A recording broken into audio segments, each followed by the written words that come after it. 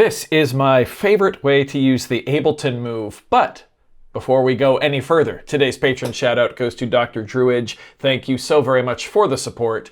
Let's get started. If you've watched my channel at all in the last, well, just about a year now, I guess, you would know that I love the Ableton Move. It's pretty much my favorite piece of electronic music hardware. I just love how easy it is to create on it, and I love how seamlessly you can take your creations and just throw them straight into Ableton Live without even plugging it in. You can do it over Wi-Fi if you want. It's truly changed my workflow more than anything I've ever purchased before. And recently I actually got this Arturia Microlab MIDI controller. Shout out to Arturia for sending this over to me for my live rig, and I have done a video about it, and I actually used it in this setup. But even since then, this has truly become my favorite way to use the Ableton Move. Of course, the Ableton Move is very, very lightweight and portable. This is just audio. It's got a built-in battery. I mean, hell, it's even got a built-in, well, pretty low, but it's got a built-in speaker if you're not using the audio out. But super lightweight and portable with the built-in battery. And then this Arturia Microlab MK3 is just absolutely tiny. It's ridiculously lightweight. Like, it weighs nothing. The only ports on the back are a Type-C port and a sustain jack. And the Ableton Move actually has a USB host jack. So you can use these together with no wall power, anything like that, completely mobile with a simple Type A to Type C cable. And all you have to do is plug it into the host jack, the MIDI host jack here on the back of the Ableton Move, and plug it into the Microlab, and this will work with any USB controller. So if you've got something, you know, lightweight like this, I know Korg has some very small options as well, that'll work too. Yeah, just like that.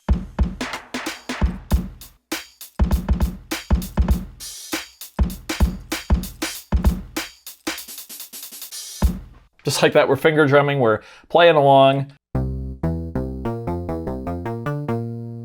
I can control my tracks.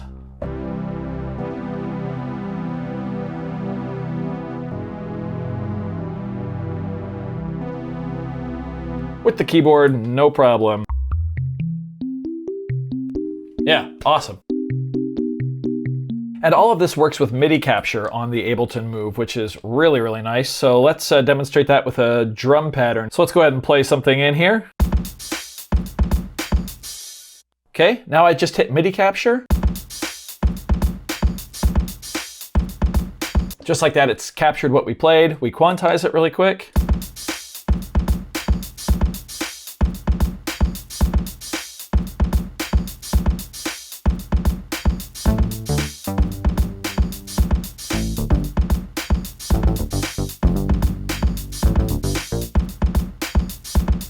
When you see me do this, when I hit shift and then press this button, I'm clearing the MIDI capture buffer. So it's always kind of listening for you to play something. And then when you hit MIDI capture, it'll, you know, capture what you played via MIDI, but you can clear that with shift and that button there. But as you can see, I've already kind of gone off script, as it were, and I'm just jamming.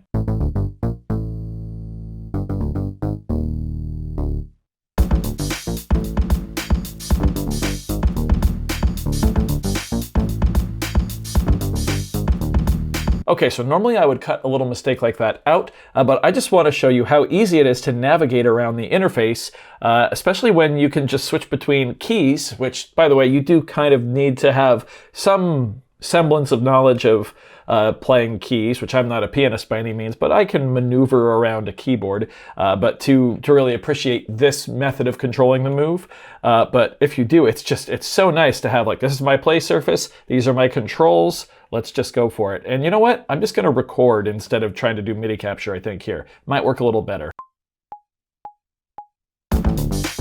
I completely messed that up.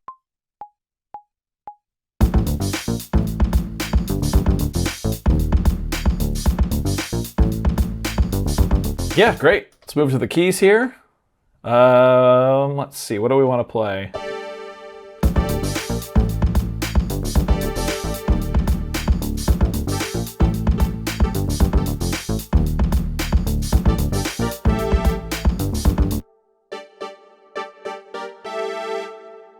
in my opinion, having an attached keyboard just makes it so much easier to audition things.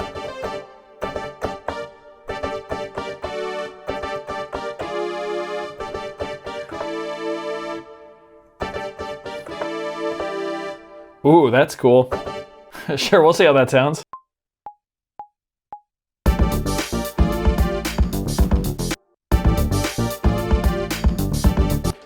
I think I like that a lot. Let's go ahead and double the length of the loop, and then we'll go into loop mode, and we will erase the second measure. And now we can add something else in the back half of this.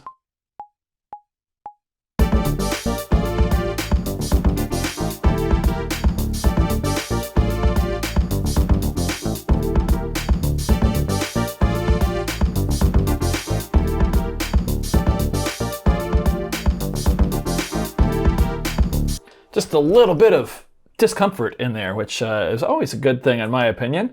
Just kind of jamming around. Remember, the Ableton Move is an ideas machine. So really what I'm looking for here are just ideas that I can then throw into live and mess with. So in that regard, I think this really is like the perfect combination of having some form of note input that you're really comfortable with, and then combining that with the Ableton Move. Maybe we'll find a different mallet sound.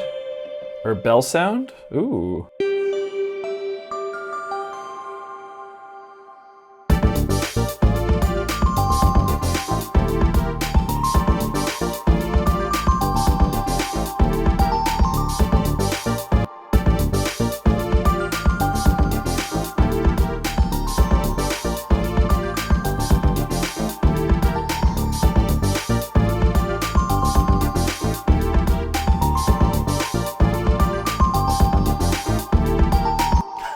Just like that, I've been rolling for 10 minutes and 55 seconds, and like 30 of that was a break where I had to go get the cat out of the trash can. So I feel like in 10 minutes just coming up with that, you know, it's just kind of a testament to how much I actually enjoy this combo.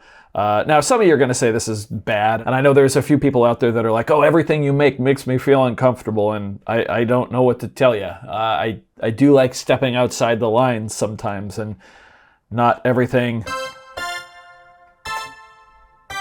is going to be your 4-chord song. So I do apologize there, I guess. Maybe we'll come up with an additional pattern for our pads here, or our stabby synths rather.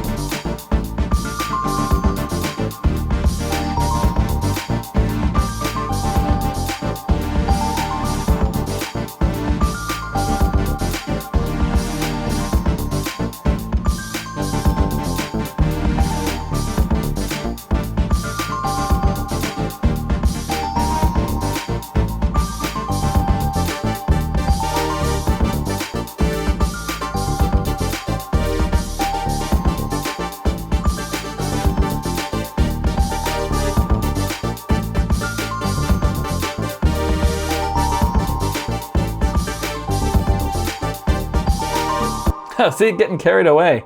Do I like down an octave, or do I like the cutoff down a bit?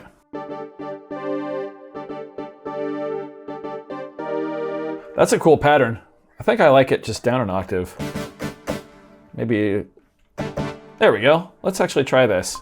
2, 3, 4.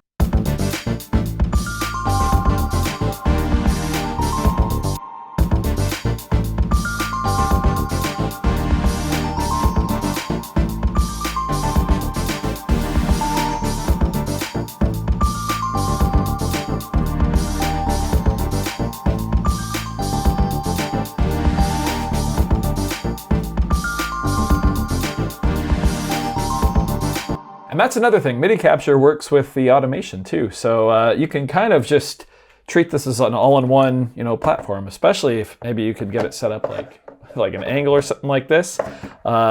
Just, I don't know, there's endless inspiration here.